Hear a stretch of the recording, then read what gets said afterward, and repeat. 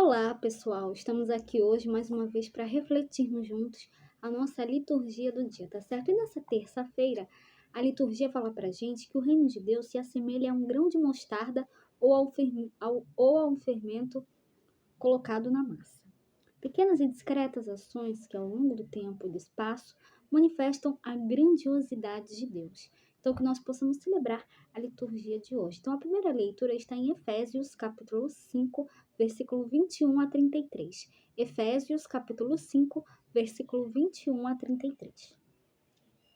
Irmãos, vós que temeis a Cristo, sede solícitos uns para com os outros. As mulheres sejam submissas aos seus maridos, como ao Senhor.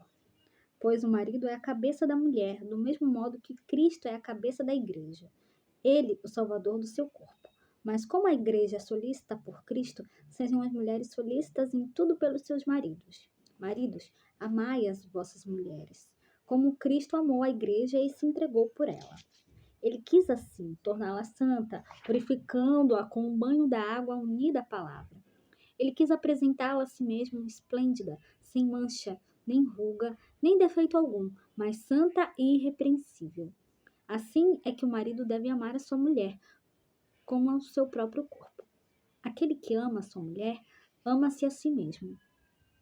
Ninguém jamais odiou a sua própria carne. Ao contrário, alimenta-a e cerca-a de cuidados, como Cristo faz com a sua igreja. E nós somos membros do seu corpo.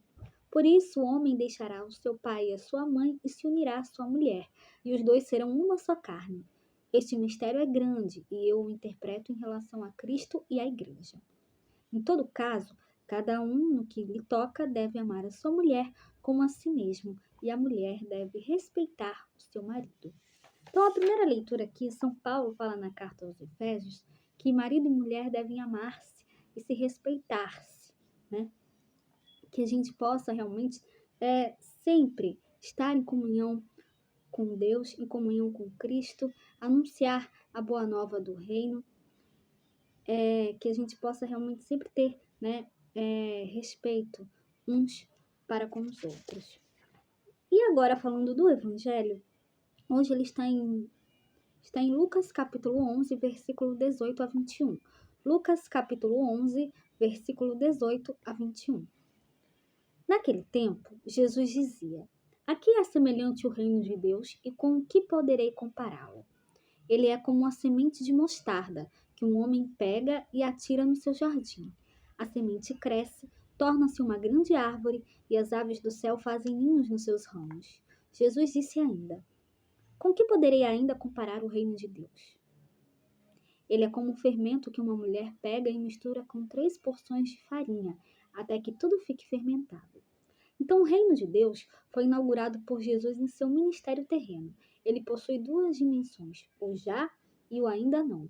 A primeira dimensão diz-nos que ele já é realidade concreta em nosso meio, pela ação iniciada e continuada por Jesus. Contudo, ele também é ainda não, uma vez que não se realizou plenamente em nossa realidade, o que se dará somente na parousia. Então, no Evangelho de hoje, o reino de Deus é comparado a uma semente de mostarda e ao fermento que se mistura na massa. Se a semente de mostarda é uma das menores que existe, quando plantada, produz a ação de fazer com que a massa de farinha cresça lenta e silenciosamente. Nossas ações, quando realizadas a exemplo do Mestre Jesus, somente que pequenas e discretas, realizam a diferença em nossa realidade. Nós devemos acolher em nós o reino de Deus e sua palavra, que à primeira vista é pequena e sem força. No entanto, em verdade, a sua força interior tem a capacidade misteriosa de transformar toda a nossa existência. Porém, precisamos ter paciência e esperança. Então, que nós possamos ter paciência e esperança e perseverar, né? No anúncio da palavra de Deus, no anúncio do Evangelho de Cristo, no anúncio do reino, tá? No anúncio do Evangelho de Cristo, no anúncio do reino, tá certo?